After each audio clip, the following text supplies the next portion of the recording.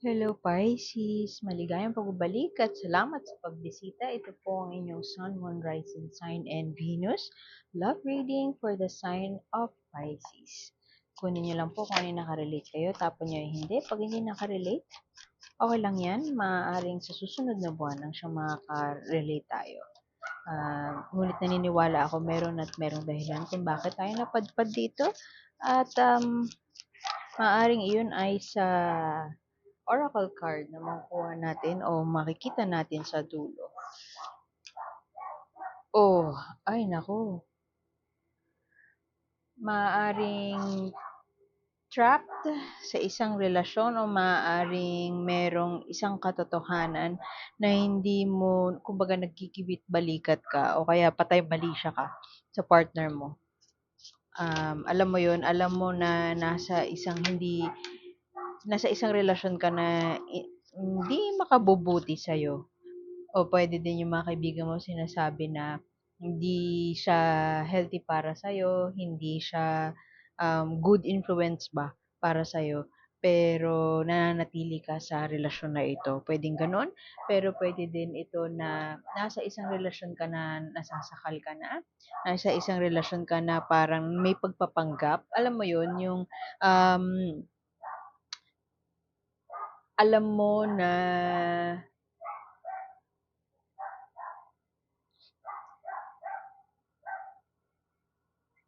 hindi, alam mo 'yun kung tatanungin ka, hindi mo sasabihin na nagpapanggap ka. I-de-deny mo talaga. Puwede kasi yung mga kaibigan mo sinasabi sa'yo na, ah, ganito yung partner mo, pero hindi mo sila pinapaniwalaan kasi nandun ka na sa kumbaga nandun ka na sa vortex ba, nandun ka na sa parang nakulong ka na doon sa truth na hindi mo naman truth dati. You get what I mean? Halimbawa,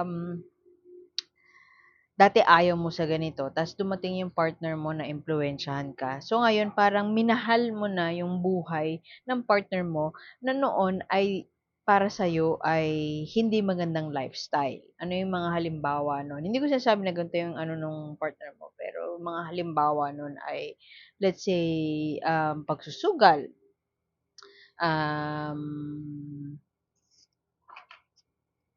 networking, ganyan. Alam mo yun, introvert ka dati pero kalaunan parang nagbago ka dahil yung mga pagbabago na yun ay impluwensya ng partner mo. Naging maganda din yung impluwensya para sa'yo, naging maganda yung impluwensya pero sa tao sa paligid mo, like yung mga dati mo ng kaibigan, para sa kanila, yung pinagbago mo is totally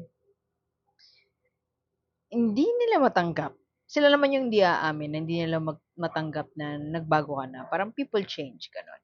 Pero kung bubuksan mo yung puso mo at aamin, nasa isang pagsasama ka talaga na na parang feeling mo hindi na ikaw yun. O parang feeling mo, yun nga, trapped ka sa isang relasyon. Mamaya, ika-clarify natin yan isa-isa. Siguro meron kang gustong gawin, pero for some reason, um, ano 'to, parang taliwas 'to dun sa lifestyle na binuo niyo ng partner mo or ng boyfriend mo, girlfriend mo, ganyan. Meron kang gustong i-pursue o kaya meron din na alam mo yun,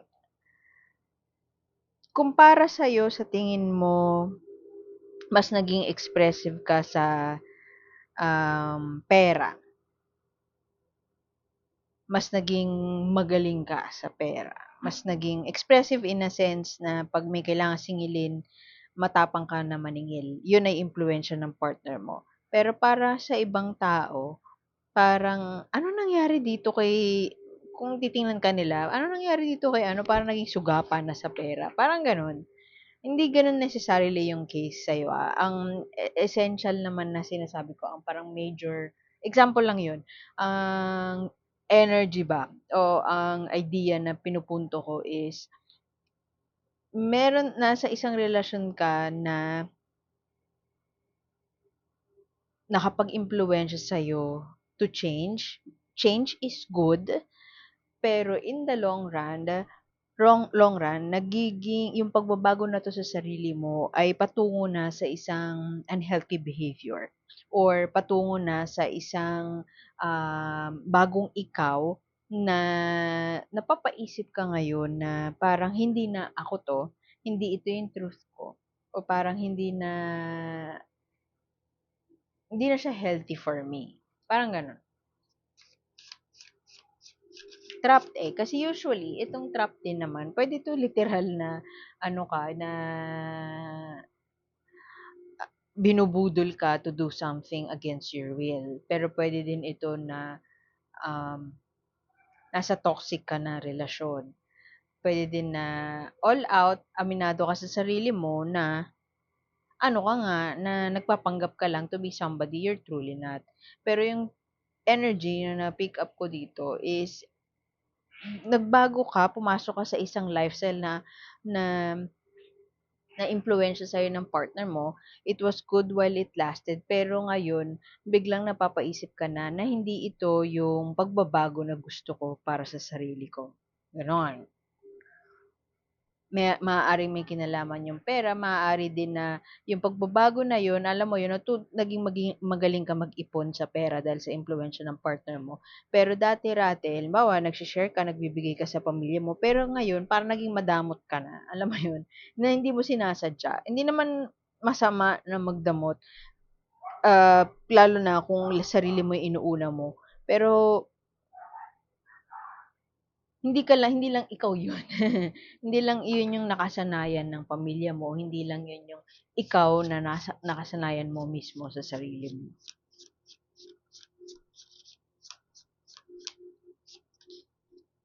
Meron dalawang cards dito na gusto kong malaman yung gusto ko ng clarification based sa mga susunod na cards. Maraming options. Alam mo yun, pinipresentahan ka ng options, pero for some reason, hindi ka pa makaalis. Meron ka rin sigurong gustong i-pursue, pero ang kapalit nun is, kumbaga meron kang gustong i-pursue pero kapalit nun ay say mawawalan ka ng pera o halimbawa, yun nga, iba sa inyo nagbibigay sa pamilya, nagse-share, breadwinner, para mai-pursue mo yung bagay na para sa sarili mo, mawawalan sila ng share, parang gano'n. Mawawalan sila ng,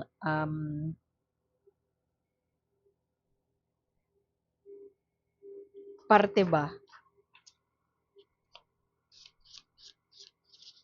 Bakit parang feeling ko ikaw 'to? Puwede din na yung iba sa inyo, puwede ikaw 'to, pero puwede din na ito yung partner niyo. So, ano yung energy ng taong 'to? Ang energy ng taong 'to, alam niya kung ano yung gusto niya sa buhay, alam niya kung ano yung, makabubuti para sa kanya, matapang. Matapang siya at, um, gagawin niya ang lahat para maisakatuparan yung gusto niya sa buhay.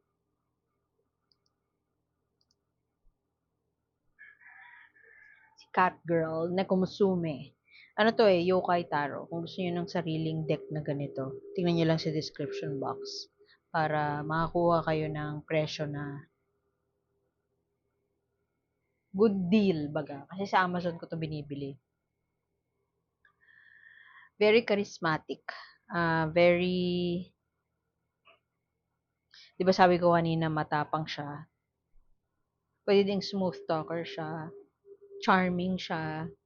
She gets what she wants. And she'll do everything in her power para makuha niya yung gusto niya.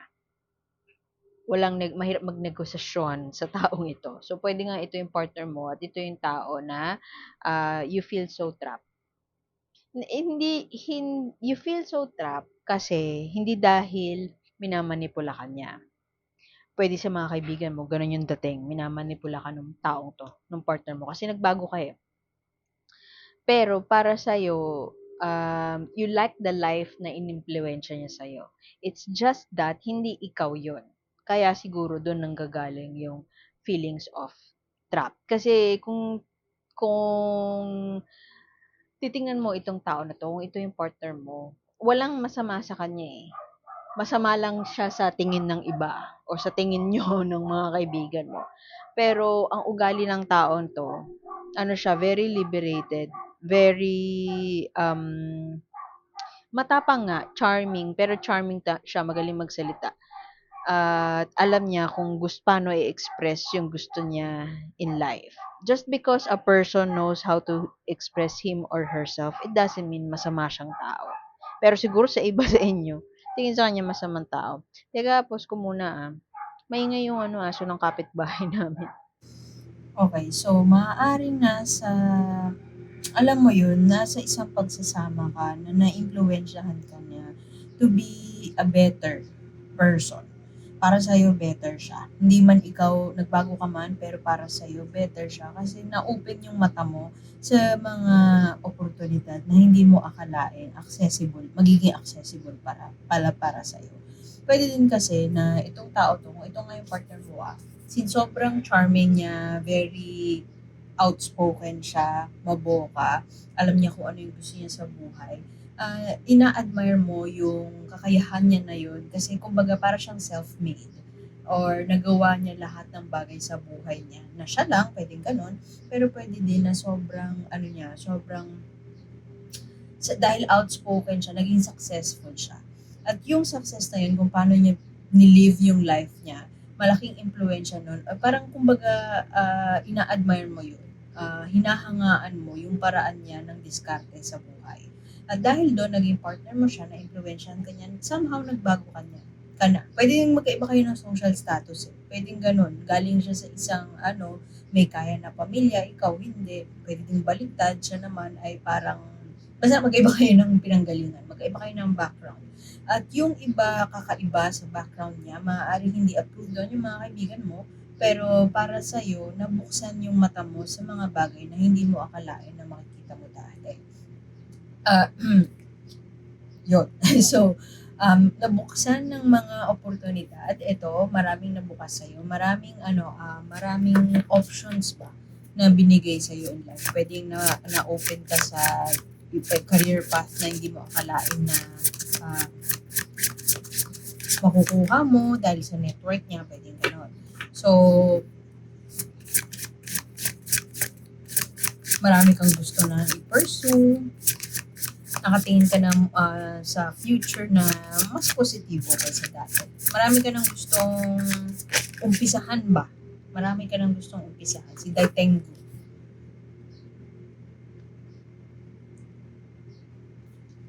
Marami ka nang gustong umpisahan.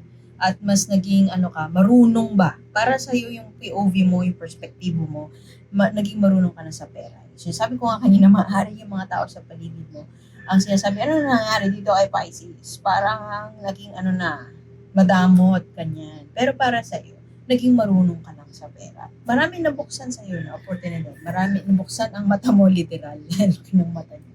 Nabuksan ang mata mo sa mga bagay na hindi mo akalain na mau-open sa iyo, sa buhay. Pero deep inside, yun nga, siguro sa ngayon, April, new moon pa, na mapapaisip ka na April energy na ng ngayon energy na ng Aries. So, ang energy ng Aries ay, ito ang energy ng Aries. Get going. That's, go for it for success, kineme. So, dahil yan ang energy ng Aries, medyo may anxiety sa part mo, ito yan, kasi nga parang feeling mo yung momentum mo para maging successful palalo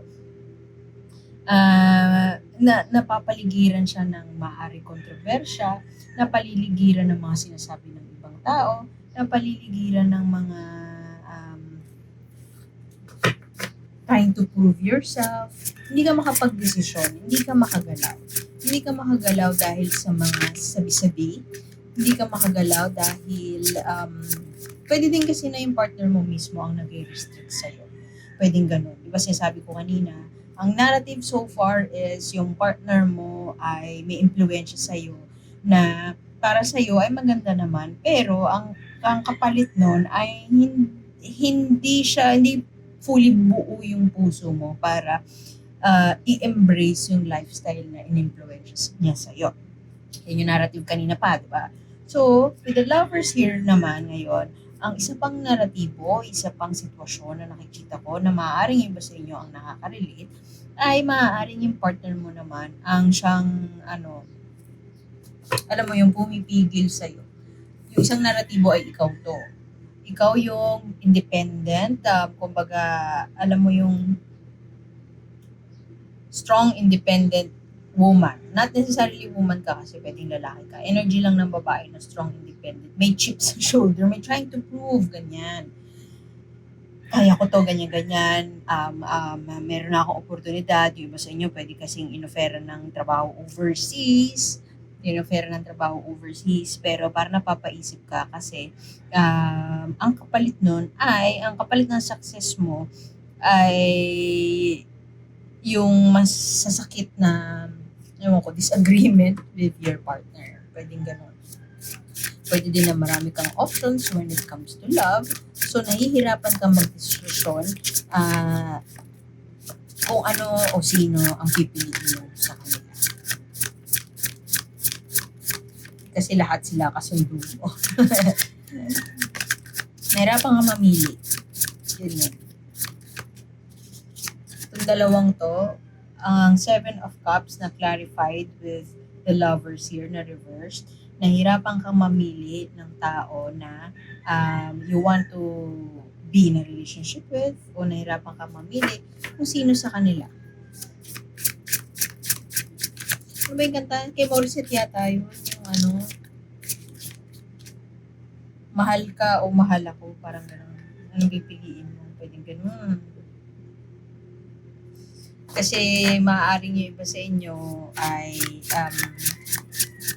aral o kaya graduate na, let's say graduate ng masters. So, gusto mo nang magtayo ng sariling business, pwedeng ganon. Or gusto mo nang trabaho overseas. Marami kang gustong i-explore sa buhay mo at willing ka to learn. Willing ka na pagtrabahuhan yun. Pero sadyang may mga bumabagabag o kumugulo sa paligid mo na pwede yung relasyon mo nga mismo ang ang unang pumasok sa isip ko, humihila pa babae. Pero parang strong word masyado ang hila pa baba. Pero kumbaga sabihin na lang natin na nagiging balakid siya para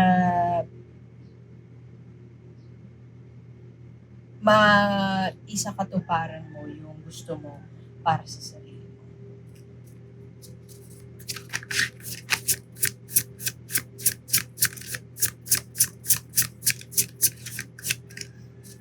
May involved kasi na pere, may involved na pagbibigay, may involved na possessiveness na energy.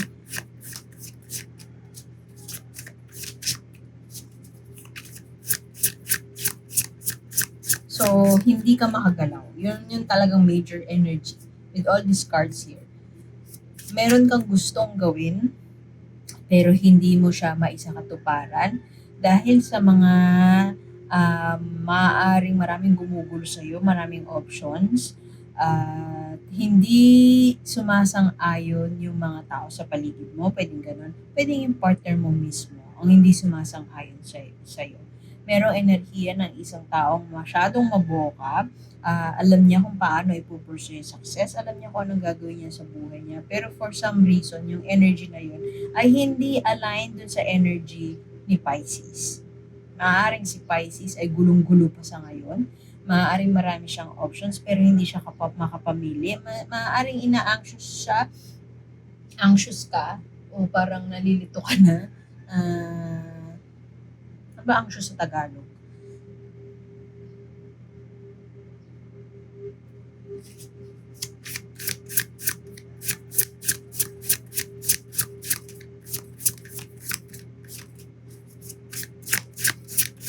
Parang gulong-gulo ka na. kailangan mo na mag-decide ngayon pero hindi ka na makapag-decide. Pero alam mo na matutulungan ka makapag-desisyon with the help of your friends or with the help of the people around you. Pwede din yun na yung partner mo mismo, pag nakika-operate siya sa'yo, doon ka makakapaggawa ng desisyon. So, I can't help but think din na pera, may kinalaman ang pera para makausad ka sa dreams and goals para maisakatuparan yung mga pangarap mo. Ang sad no, kailangan natin ng pera para maisakatuparan ang ating mga pangarap. Umamin tayo na minsan kailangan yan. So, meron kang vision of the future ba? Meron kang gusto mangyari in the future. Pero, parehas to, itong huling apat na to, looking towards the future, may plano na. Halimbawa, meron ka pinamanahan ka ng lupa, gusto mo na siyang i-develop, kumbaga. Pero, hindi mo siya magawa until meron kang konting ipon. Ngayon naman, meron kang gusto para sa sarili mo, hindi mo yan mabili kasi maaaring yung iba sa inyo ay stuck pa kumbaga sa obligasyon sa bahay. Maaaring iba sa inyo gusto na magpakasal pero hindi ka makamove forward do sa pangarap mo ng wedding o pangarap mo na dream wedding. Pangarap mo na dream wedding, redundant. Yung dream wedding mo, sorry. Yung dream wedding mo hindi mo magawa kasi meron pa tayong obligasyon sa ibang bagay. Ang overall energy, yung utak mo marami ng vision, marami ng gustong gawin, pero hindi at willing ka to work for it at maaaring pinagtatrabahuan mo yun, pinag-iipunan mo yun at maraming oportunidad na pinakita sa'yo pero hindi ka makapamili anong path ang tatahakin mo kasi maaaring meron pang balakid sa paligid. Pwede yung partner mo mismo ang balakid o pwede din yung partner mo ang nagsasabi sa'yo na gawin na natin to pero meron ka pang obligasyon sa pamilya. So overall, meron kang gustong gawin pero nasa isang sitwasyon ka pa na hindi ka pa makakagalaw at hindi ka pa makapagdesisyon. Nasa trap mode ka pa. Yung sinabi ko kaninang vortex, nandun ka pa sa loob nun. So hindi ka pa makakakilos. Uy! Oracle card na tayo. Gratitude or forgiveness. Kung ang bagay na nag-i-influence sa'yo o kung ang dahilan na hindi mo pagkilos ay isang nangyari in the past na hindi mo mapatawad, ito na ang iyong sign para patawarin siya o magpatawad. Siguro hindi tayo maka-move forward, hindi tayo makausad kasi may tao sa paligid natin na nanakit sa atin o meron tao sa paligid natin na sadyang, alam mo yun, hindi sila aware na nasasaktan tayo sa ginagawa nila. So, itong oracle card na to, ito yung cover nitong excuse me. Ito yung cover nitong deck na to. Wisdom of the Wild Things. Ito din yung favorite ko na card dito. Kung hindi mo magawa na mapatawad sila, magpasalamat ka sa sitwasyon na kung nasaan ka man ngayon. Maaaring masama man ang kinalalagyan mo ngayon at ina-anxiety ka nga, magpasalamat ka pa rin. Kasi ibig sabihin, parang kumbaga pinupush ka na ng universe na mag-take ng action, pinupush ka na ng universe na mamili once and for all. Kasi yung iba sa inyo kasi maaaring kailangan piliin, not necessarily lover, marami kang maliligaw, hindi mamimili doon, napaka simpleng problema. So, kung ano man yung problema mo ngayon na magpasalamat ka lang na dumating yun kasi oportunidad siya para mag-take na ng action once and for all. Kasi maaaring yung iba sa inyo yung feeling trap, hindi dahil mamimili nga na manliligaw, kundi mamimili ng isang major life decision. Kasi ang kapalit nun, ang trade-off nun ay may maiiwan na iba. So, pwedeng yung iba sa inyo may obligation pa sa family, breadwinner, ganyan. Pero gusto mo nang magpakasal, gusto mo nang mag-settle down. Pero ang kapalit kasi ng pag-settle down mo is yun nga, iiwasan mo na, tatanggalin mo na yung obligasyon mo sa pamilya mo. Pwedeng ganun. Yung mama, papa, kapatid, yung iba sa inyo baka nagpapaaral pa ng kapatid. So, kung hindi mo mapatawad yung mga tao na humihila sa'yo pababa or yung mga tao na nagiging balakid sa mga desisyon mo sa buhay. Magpasalamat ka lang na dumating ka sa punto na yun ngayon dahil it seems like kailangan mo nang mamili once and for all. So, iwan ko na yun dun, Pisces. Salamat sa pagbisita. Ako po si A. Sana makita ko kayo ulit next time. Like, share, and subscribe lamang po. And see you. Bye!